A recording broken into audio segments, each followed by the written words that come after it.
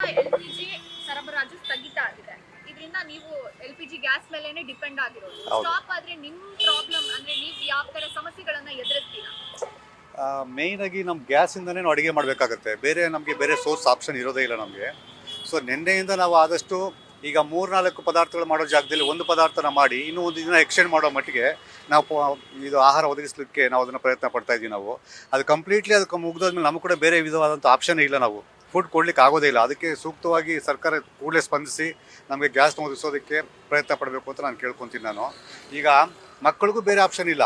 ಇರ್ತಕ್ಕಂಥ ಆಕ್ಯುಪೆಂಟ್ಸ್ಗೆ ಅವರು ಕೆಲ್ಸಕ್ಕೆ ಹೋಗೋರು ಇರ್ಬೋದು, ಸ್ಟೂಡೆಂಟ್ಸ್ ಇರ್ಬೋದು, ಮನೆ ಊಟನೂ ಇಲ್ಲ. ನಮ್ಮ ಪಿ ಜಿನಲ್ಲಿ ಊಟಕ್ಕೆ ನಂಬ್ಕೊಂಡಿರ್ತಾರೆ ಅವರು. ಊಟನ ಬೇರೆ ಕಡೆ ಮಾಡಲಿಕ್ಕೂ ಆಗೋದಿಲ್ಲ ಅವ್ರಿಗೆ. ಕೆಲವು ಪ್ರದೇಶ ಹೇಗಿದೆ ಅಂತಂದರೆ ಅಕ್ಕಪಕ್ಕ ಹೋಟೆಲ್ಸ್ ಇರೋದಿಲ್ಲ. ಇರ್ತಕ್ಕಂಥ ಹೋಟೆಲ್ಸ್ ಜಾಗದಲ್ಲಿ ಕೆಲವೊಂದು ಹೋಟೆಲ್ಸಲ್ಲಿ ಆಗಲೇ ಬಾಗ್ಲಾಗ್ತಾ ಇದ್ದಾರೆ. ಗ್ಯಾಸ್ ಇಲ್ಲದೇ ಇರೋ ಕಾರಣದಿಂದ ಊಟ ಒದಗಿಸೋಕೆ ಆಗ್ತಾ ಇರಲ್ಲ. ಕೆಲವು ಕಡೆ ಕಾಲೇಜಸ್ ಕಡೆ ಹೋಟೆಲ್ಸು ಇಲ್ಲ. ಪೂರ್ತಿಯಾಗಿ ಗ್ಯಾಸ್ ಮೇಲೆ ಅವಲಂಬಿತವಾಗಿದ್ದೀವಿ. ಬೇರೆ ಆಪ್ಷನ್ ಇಲ್ಲ ನಮಗೆ.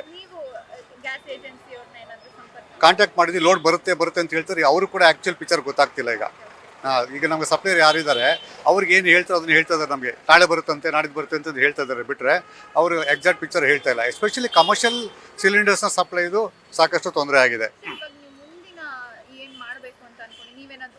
ಇಲ್ಲ, ನಾವು ಕೂಡ ಅನ್ಕೊಂಡ್ವಿ ಈಗ ಕಟ್ಟಿಗೆ ಒಲೆ ಮಾಡಬೇಕಾಗುತ್ತೆ ಅಂತ ಹೇಳ್ಬಿಟ್ಟು ಅನ್ಕೊಂಡ್ವಿ. ಅದು ಅಷ್ಟು ಕಾರ್ಯಸಾಧು ಅಲ್ಲ. ಅದು ಇಂಡಕ್ಷನ್ ಕೂಡ 3-4 ಜನಕ್ಕೆ ಮಾಡ್ಬೋದು ಎಲೆಕ್ಟ್ರಿಕ್ ಸ್ಟವ್ನಲ್ಲಿ. ಇದರಲ್ಲಿ ನಾವೆಲ್ಲ 100 ಜನಕ್ಕೆ 150 ಜನಕ್ಕೆ ಹಾಸ್ಟೆಲ್ನಲ್ಲಿ ಪಿ ಜಿಗಳಲ್ಲಿ ಮಾಡೋದಕ್ಕೆ ಸಾಧ್ಯ ಆಗೋದಿಲ್ಲ. ಇಂಡಕ್ಷನ್ ಸ್ಟವ್ ಎಲ್ಲ ಸಾಧ್ಯನೇ ಇಲ್ಲ. ಮ್ಯಾಗಿ ಮಾಡ್ಕೊಳ್ಳೋದು ಅಥವಾ 3 ಜನಕ್ಕೆ 4 ಜನಕ್ಕೆ ರೈಸ್ ಬೇಯಿಸೋಂಥದ್ದು ಬೇಕಾದ್ರೆ ಇಂಡಕ್ಷನ್ ಸ್ಟವ್ಗಳಲ್ಲಿ ಮಾಡ್ಬೋದು. 100 ಜನ 150 ಜನ ಮಾಡೋಂಥ ಪ್ಲೇಸಲ್ಲಿ ಕಟ್ಟಿಗೆನಲ್ಲಿ ಮಾಡೋದಕ್ಕೆ ನಾವು ಅದನ್ನು ಯೋಚನೆ ಮಾಡ್ತಾ ಇದ್ದೀವಿ. ಹೌದು,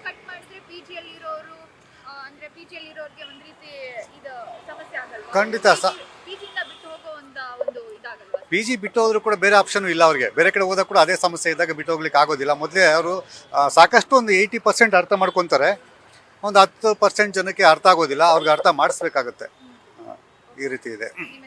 Mahendra Raju, Rajmahal PG. News First, ನಿರ್ಭೀತಿಯಿಂದ ನಿಮ್ಮ ಪರವಾಗಿ.